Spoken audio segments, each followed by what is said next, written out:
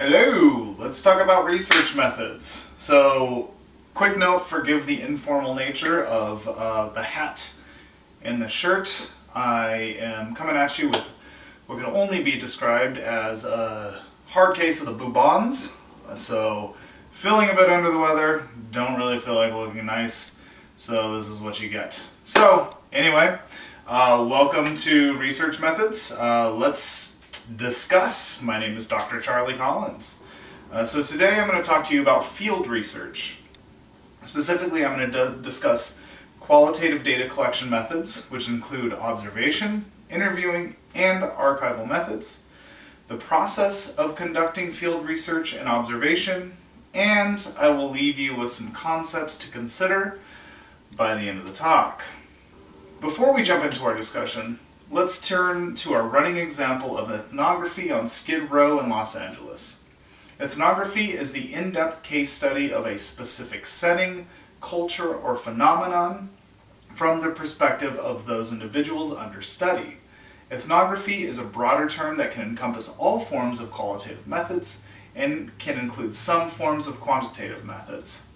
Additionally, ethnography and field research are interchangeable for the most part, although some hardcore ethnographers might say otherwise. So I'm going to use both of them.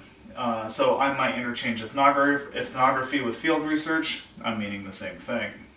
Let's start with our running example. In the book Down, Out, and Under Arrest, Policing in Everyday Life in Skid Row, Dr. Forrest Stewart, a sociologist at the University of Chicago, spent 5 years hanging out in the streets of Skid Row, Los Angeles, to investigate the daily occurrences of policing in one of the poorest communities in the country. His underlying goal of this research was to understand and highlight how policing affects the daily lives, patterns of behavior, and relationships for residents within Skid Row. As part of his study, he got to know many of the residents of Skid Row, the agencies serving these residents, and even many of the police officers who patrolled the Skid Row beat. To study Skid Row, Dr. Stewart used field research, interviewing, and archival data to put the story of Skid Row together. We will use his book as an example to highlight these forms of qualitative methods. So let's talk about the different types of qualitative methods. There are three basic types: observation, interviewing, and archival data. Observation is the process where researchers systematically witness the environment around them and take what we call field notes as their form of data collection.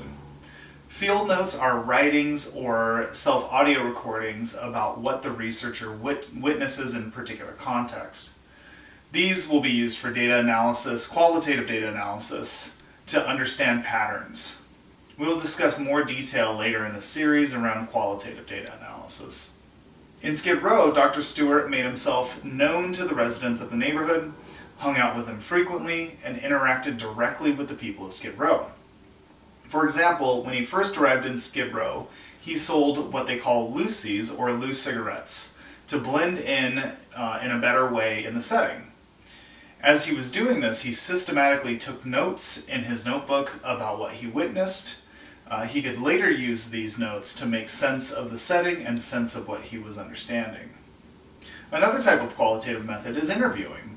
Although there are various forms of interviewing, such as structured interviewing, semi-structured interviewing, or open interviewing, for qualitative methods, open interviewing is the most appropriate and used most often because it allows a rich description of a certain topic of interest.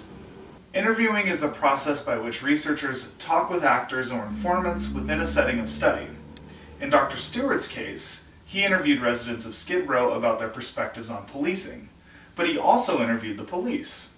In several excerpts of his book, he described meetings with a certain police officer at a local pub to talk about Skid Row over a couple of beers. Although seemingly informal, these interviews are essential to the process of field research, which we'll talk about in a second. The third type of qualitative method is archival data. Archival data is the process of collecting quote-unquote archives through artifacts such as newspapers, to build a historical and contextual understanding of a setting of interest. For Dr. Stewart, he dug into the history of policing on Skid Row by examining things like court documents, newspapers, and political speeches, for example. These archives provided him with a historic, political, and social context in which to situate policing within Skid Row. Now that we have an idea about the different types of qualitative research in the form of ethnography, interviewing, and archival data, let's jump into the process of conducting field research.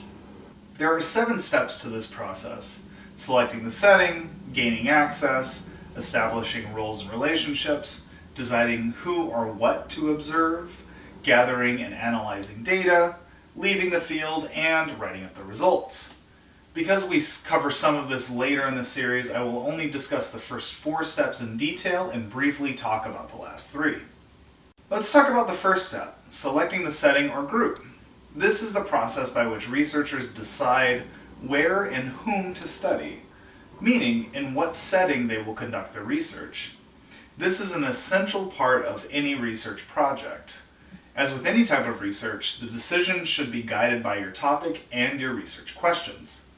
For Dr. Stewart, he actually went into Skid Row interested in understanding the underground economy in the neighborhood, only to discover that the ubiquity of policing and police was something that he couldn't ignore, which shifted the guiding questions to focus on policing in many ways. Step 2 in this process is gaining access, which is the ability for the researcher to enter into the setting and gain permission to study characteristics of the setting. For field researchers, this can be tricky because the researcher will interact with the setting and the setting actors in ways that they may not anticipate. Things like the researcher's personal attributes, setting attributes, and/or attributes of the setting actors may challenge the researcher's ability to gain access. Dr. Stewart highlights this issue in his book.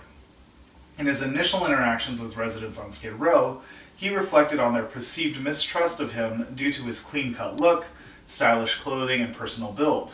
At the time, Dr. Stewart was in his mid-20s, in good physical shape, short military-style haircut, and well-groomed. Because of this, it put him in a questionable place with some of the residents at first. Some of them actually thought he might have been a narc or an undercover police officer.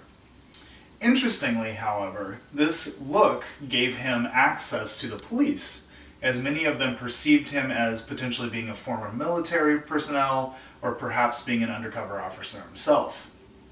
He reflected on how his look placed some of the officers at ease around him because he looked as if he were part of them or one of their own. Third, it is necessary for field researchers to establish relationships with actors in the setting. Researchers doing participant observation must balance the role of participating as a member of the community and balance that with being a researcher of the community.